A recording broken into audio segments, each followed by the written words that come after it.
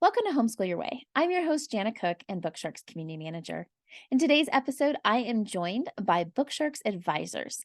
Sharon, Rachel are going to talk about how they homeschool through the holidays and encourage you on what you can let go of and what you want to add when you're homeschooling during the holidays.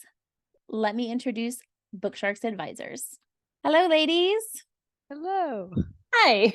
All right. I will make this easy by saying your name when I ask the question. And then that way you guys know who I'm talking to, since we're doing a gallery view here on this special holiday episode of Homeschool Your Way. So let's start with you, Sharon. Why don't you quickly introduce yourself and give us one holiday tradition that you have either continued with your children or have started organically in your home? Okay, I have two kiddos. They are 9 and 11. We've been homeschooling for about 4 years, going on 5, I think.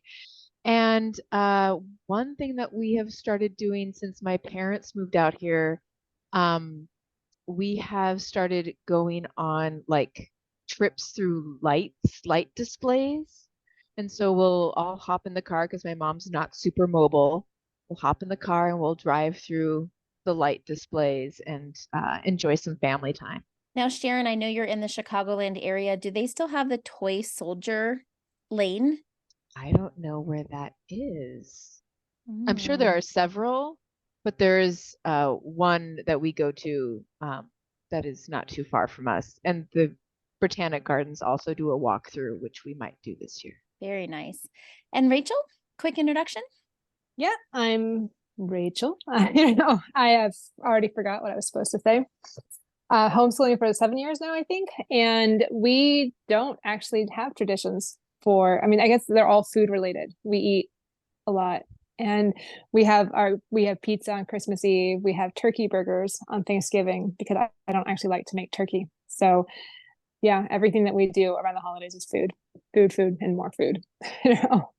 Now, was that something you grew up with or something that No. you and your husband started? My husband grew up doing pizza on Christmas Eve. And so he said that one day and I'm like, that sounds like a great idea. I like pizza. I was like, let's do it. And so we've done that ever since we've been married. And then the turkey burger thing started, probably like a few years back because I said, I really don't want to do a turkey. And they're like, what about burgers? Because we love making our own like gourmet burgers. And so we started doing turkey burgers. They're stuffed with brie and there's a cranberry chutney that we put on top of it. It's so good. It's crazy good. But yeah, that's what we do instead. Yeah, I was going to make sure that you mentioned she's not talking about just grabbing a frozen patty. No. Yes, and there's times you make your own buns for Thanksgiving, correct? I make everything. So we actually make it full on. Like I always make my own bread, and for the Thanksgiving burger, we make these fluffy dinner rolls, and so we put the burger. So it's like a traditional Thanksgiving dinner in a hamburger instead of all laid out and boring. To your house. It's so good, you guys. Yeah, and I think less dishes than are at my house on Thanksgiving. Yeah. Do you do sweet potato French fries? I do, actually. I do.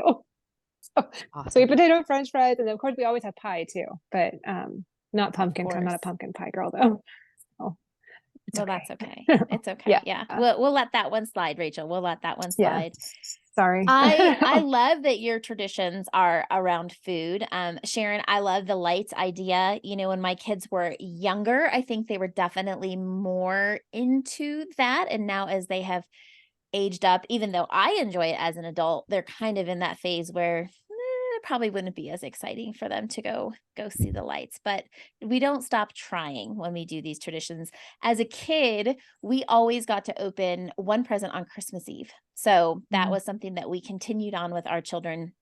They get to pick a present that is under the tree, sent by a family member that's out of town or out of state or something like that, and get to open it up for Christmas. I think that homeschooling families get an opportunity to really do the holidays well, or feel more stressed than anybody else in the world. So I know from knowing knowing us, we've kind of probably been on both ends of that spectrum. But let's just start with Rachel. What do you feel like? What have you seen change over the years of homeschooling for you? When the holidays showed up, were you always relaxed about what needed to get done academically? Yeah.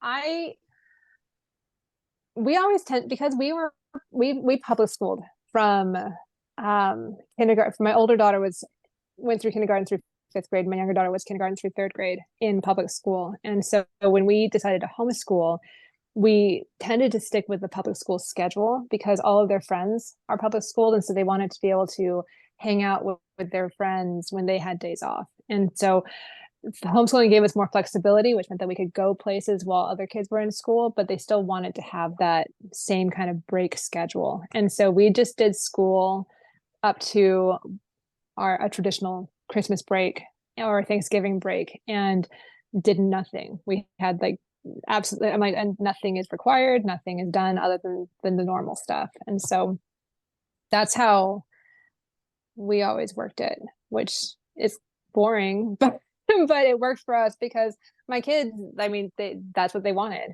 They wanted to be able to do the same. They wanted to go hang out with their kids. They didn't necessarily want a whole month off where they're just sitting around doing nothing because their friends were still in school, you know? So we just school the same way, the same schedule. What about you, Sharon? We do something similar because we have a lot of friends that live on our street. And so Mm. I they want to hang out with them and they want to wait until they're out of school to hang out with them.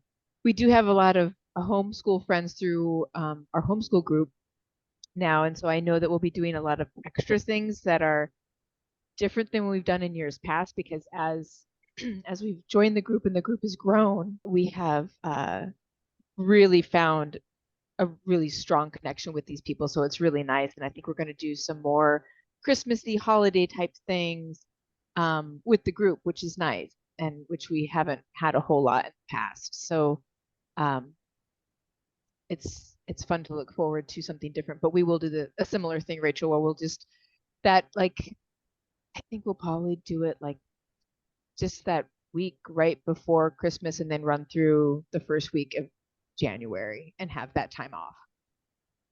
I have found over the years that we also, like you two, have always followed the traditional district schedule because it just allowed us to have the same time off as friends.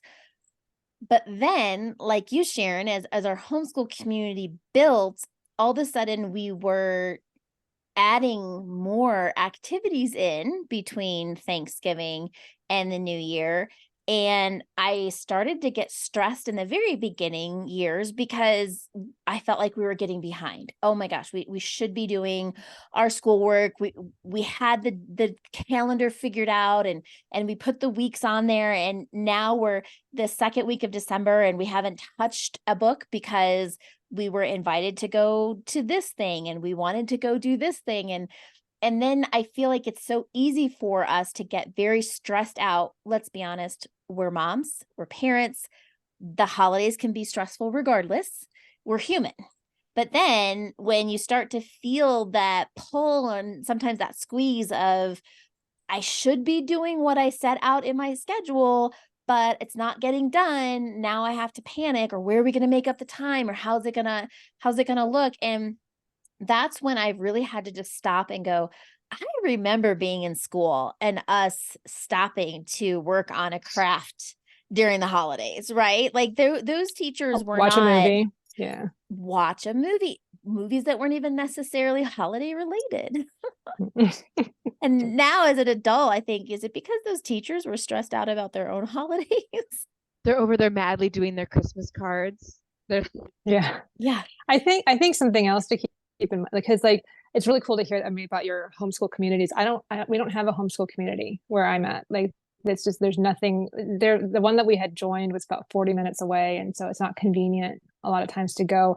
And so we didn't have that problem. But what does happen for us that gives that same feeling of stress is that we get the winter blues in our house. Like when the sun goes away and it's cold and everything. And so you just don't want it. And so you take more mental health days, than maybe you want to, because you do, and then you start feeling like you're getting behind or, things like that. And so being able to realize that it's okay to not do everything, like you don't have to do everything. Like my kids are taking college classes now, and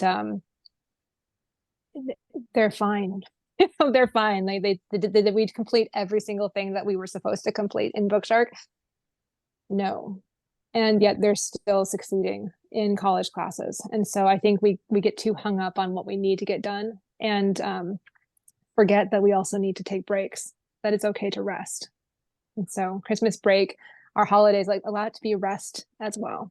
I think that's a It's really important. good, yeah, good encouragement for myself as well, because I'm getting the emails, I'm getting inundated with the Christmas markets and the how many times can you truly see a Christmas carol? I mean, I don't think there's a limit, mind you. I don't think there's a limit, but my kids don't necessarily want to see it for the fifth time in a row, even though I would go every single year, right? So there really becomes a time where, and I know maybe I'm unique in this. It's like I have to step back and go, okay, these are the things that I would like to do, but they're not necessarily the things my kids want to do. And if my job right now is to homeschool, then I really need to get my kids' input as I'm making these holiday plans, because once Thanksgiving hits, I will watch Christmas movies every single day. I mean, I've got a stack, and my kids are like, "Why every year do you have to watch the same movies?" And I'm like, "It's tradition. I love it. You have to do it." And they're like, "Okay, we're out. Like we're going out with our friend." You know what I mean? Like it's, and then I'm sitting there all by myself like, "What just happened?" I thought They thought this grew is what up. we We were do. having Yeah. fun. Mhm. They have their own Mhm. lives now, and it's hard.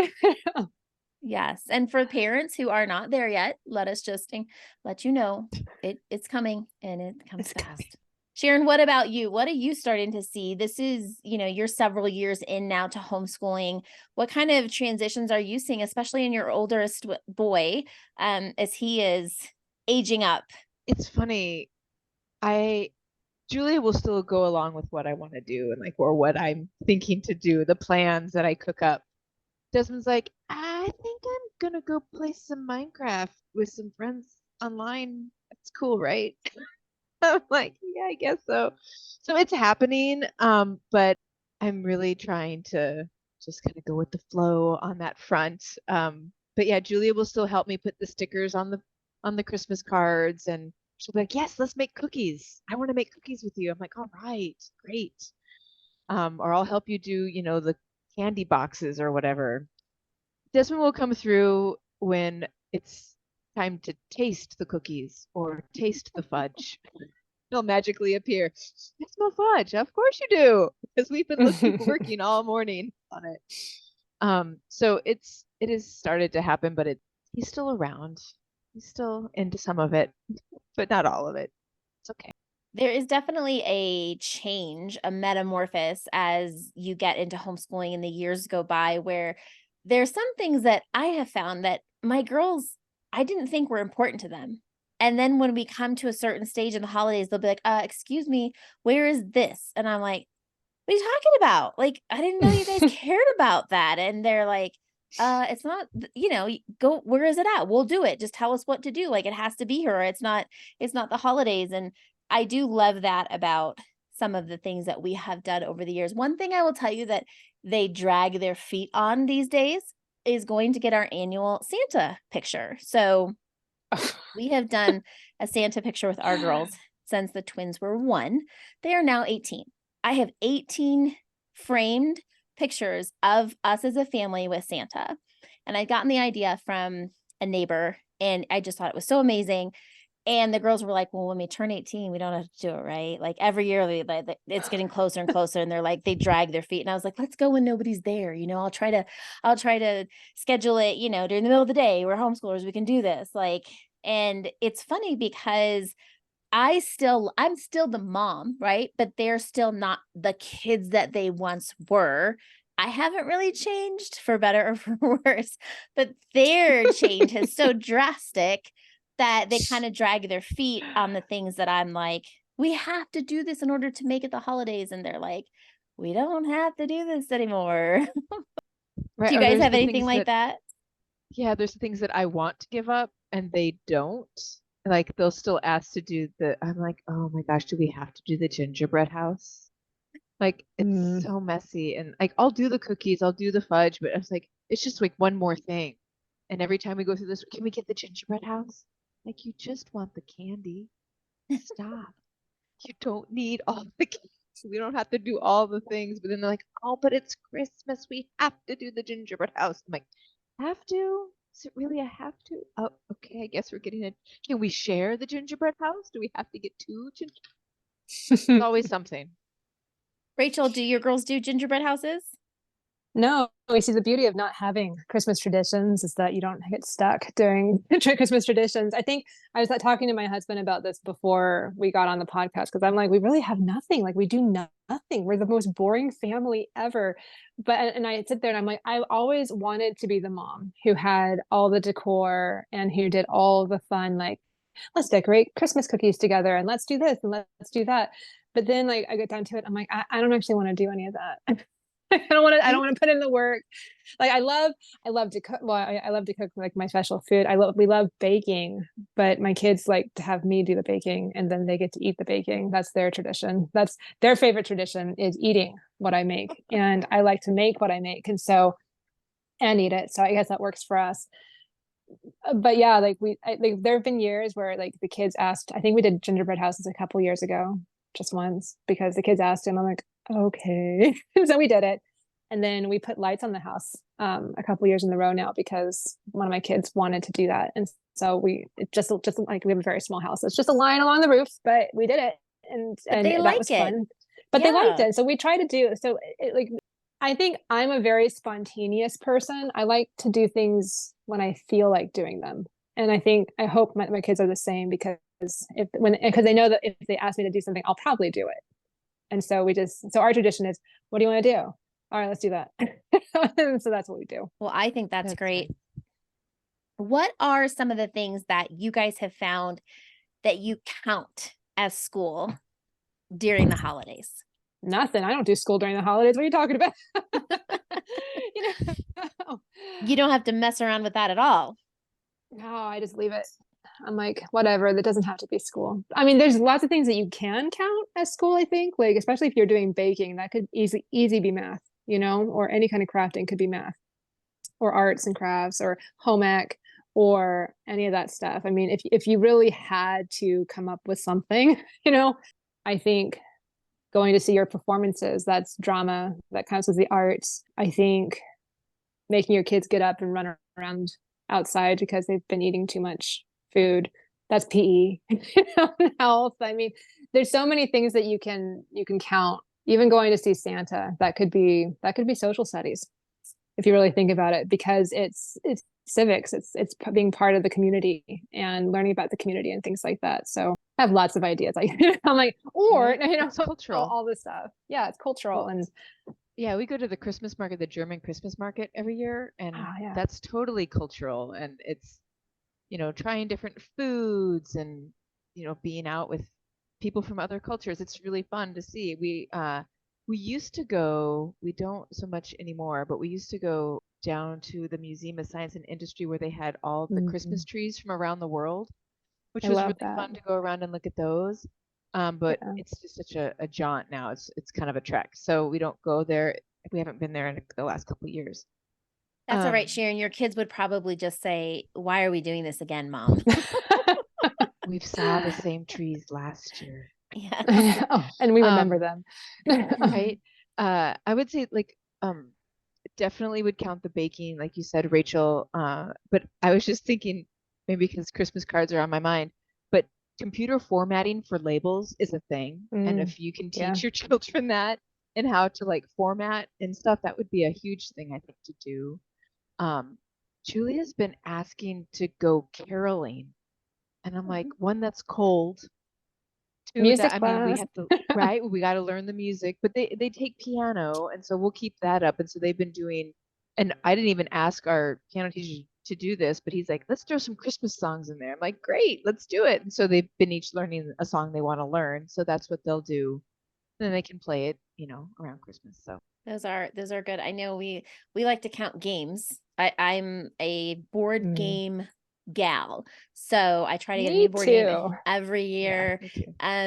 And there's a new one, Rachel, that I put on my wish list for this season. It's called Telegraphs, and it's like the old game of phone, what not phone, but telephone. Yeah. Telephone? Yeah, but it's pictures. So the one person draws a picture and hands it to the next person, and the next person has to figure out what they were trying to say in their picture and draw their picture, and it goes around the circle until the original picture comes back, and you compare them. You're like, what were they even close? No. What was going on here? No. So it's a different take on telestrations. Yes. Yes. Yeah, Yeah. So I thought, oh, those are fun. We love that game. yeah, those, I mean, just fun, different things like that count as, collaboration and listening. And I mean, there's so many things that we don't even realize we're in a learning environment, which is one of the beautiful things about homeschooling, right? It's like, I just saw somebody had posted about, I forget what they called it. Basically, it was like undercover learning. Like your kids don't even know that they're learning, or they're putting into practice some of the skills that they have learned in the activities that you're doing. And that is kind of one of the things that makes homeschooling so incredible, is that it's a constant learning environment. You don't ever start or stop.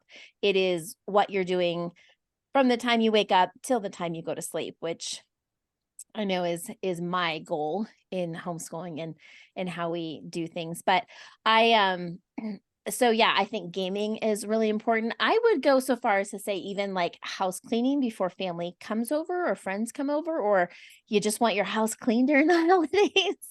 That's home ec in my book. Like that's a serious subject.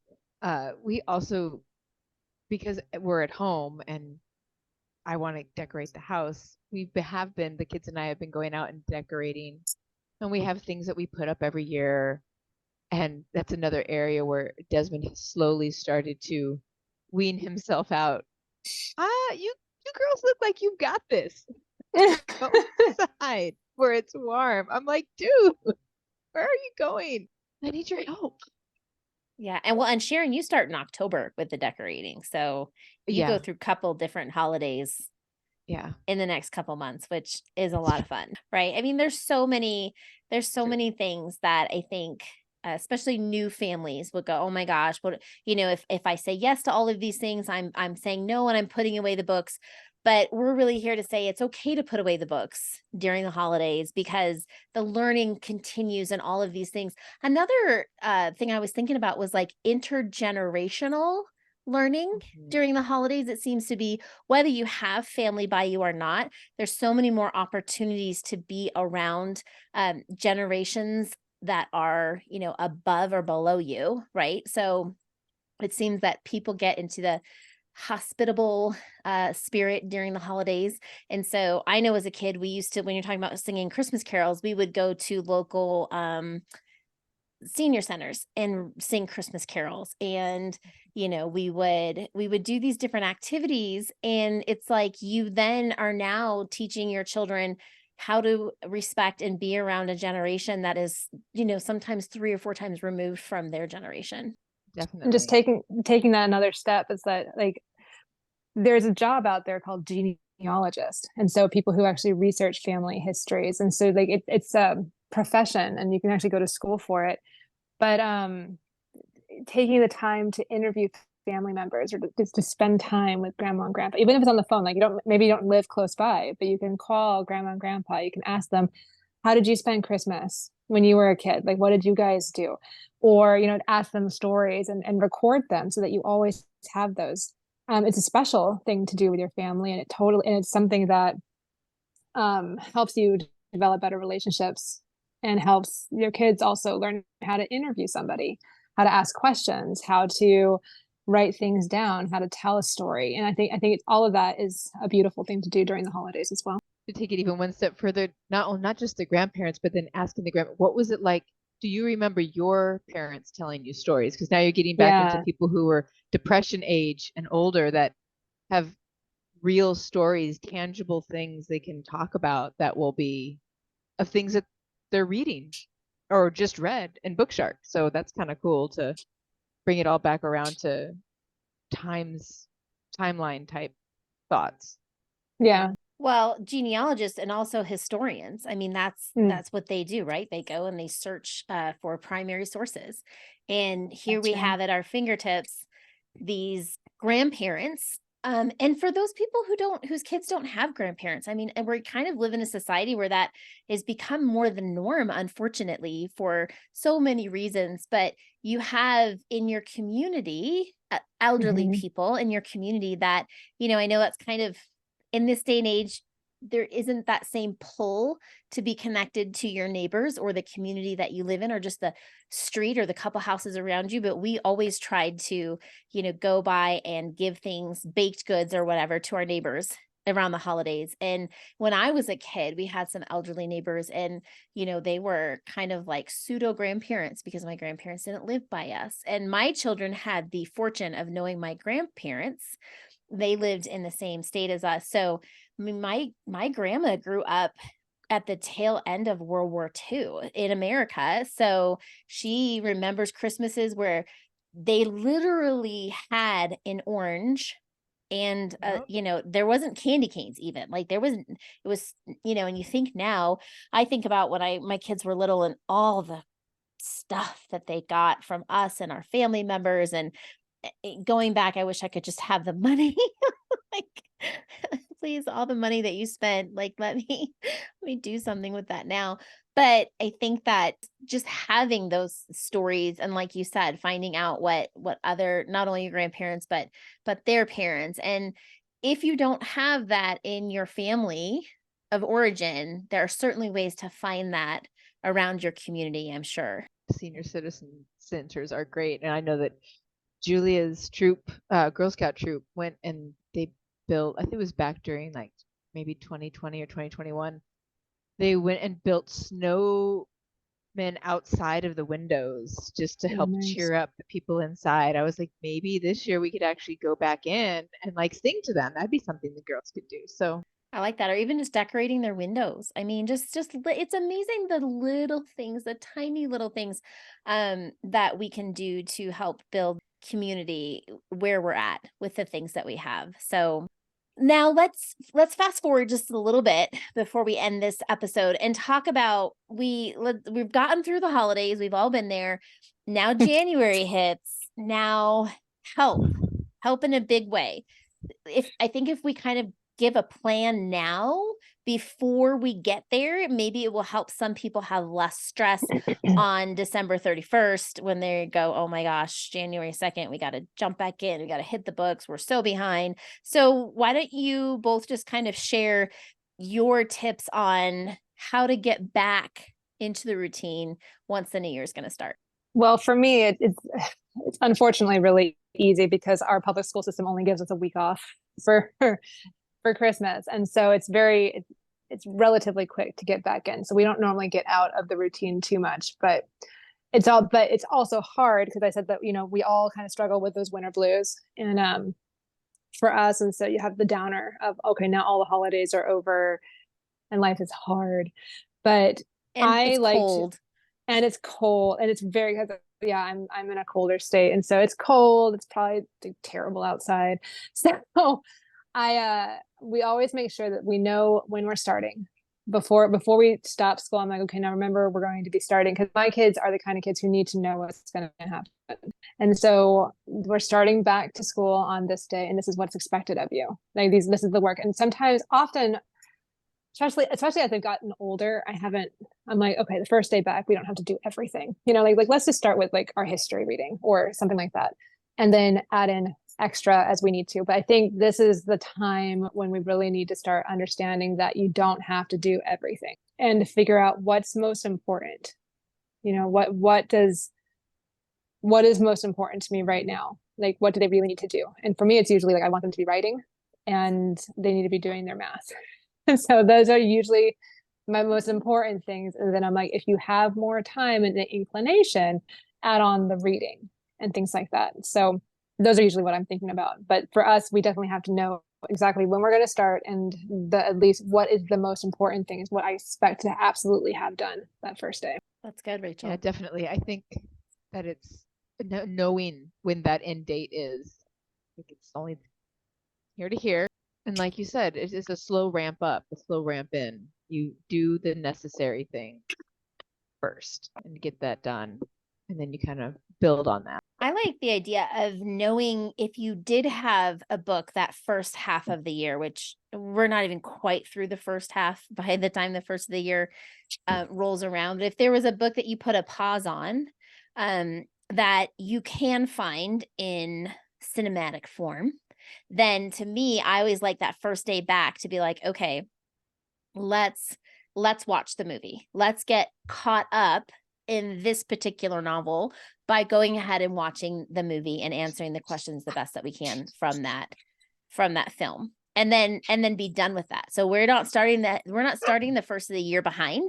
We've actually accomplished something that was kind of on our to-do list that we were pushing off. So that's always a fun way to get rolling back into it, or have a documentary ready so that you know that they need to get back into the routine, but we can do it in a very gentle way. We don't have to rush back in and, full on, and you have to do everything, because nobody likes that feeling. I mean, like you said, Rachel, there's seasons for a reason. It's not summer break. You don't have all this time. Yeah. You have a finite amount of time off, but it is hard for humans to get back into that. So knowing that and just having a plan, I think just having a plan is like the best thing that you can do for yourself as you're coming back in. And it doesn't need to be like 8 to 8:15, 8:15 to 9:30. It doesn't have to be like a serious schedule, but it just having the date you're going to start back, maybe one activity that you're going to do for sure. And I don't know about you guys, but it tends to be at the end of the holidays, all that buildup, all that good stress, bad stress, eating a lot of things that you love but aren't necessarily good for you, that, sickness kind of tends to come in around the first of the year. It's like, okay, now all of that we got through everything and now, oh my gosh, we're sick. So just being really mindful that January is tough for individuals, whether you're affected by the weather, whether you're in a cold area, and just knowing that there's going to be time to get through that stuff. So to be gentle with yourself, I think, is super important. All right, ladies, in closing, what are some words of wisdom you have for our listeners around this holiday season? I would say that we touched on it earlier, was spending time with like the grandparents or the family or the friends, close friends, that at least I'm trying to remind myself is to make the memories over whatever actual academic thing is going on. Like if someone has called you up to like be a little more spontaneous, like you said, Rachel, and go and do the thing with the friends, maybe bake the cookies with the friends or something, make that memory, because that's going to be it's going to last longer than cramming that one last thing in before the end of the year or whenever. You can do that later. That book will still be there. Make that memory. For sure. Good. I think also for me, don't compare yourself to everybody else on the block. That's always my problem, because I always think I'm not enough. I'm not doing enough.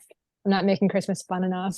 Or I'm not doing enough school or everything. Like, just don't compare yourself. Like, you are not racing against other people. We are doing the best that we can for our family. Like, we know our family the best, and we know ourselves the best, and we know what we need to do for Christmas. And so, and for whatever holiday that we're celebrating. And so I think to just be kind to yourself. It's okay. Like, don't look at what everybody else is doing. Do what you want to do and be okay with that. If that means that you lay around in your pajamas and watch Christmas movies all day because that's what you want to do, great. That's what you want to do. If you want to like just cook everything and eat everything one day, fine. That's perfect. Just do that. It's you. Like, it's not about other people. It's not about what anybody else might think of what you're doing. It's what you want to do. This is the holidays. Be kind to yourself, be kind to your family, and choose happiness over stress.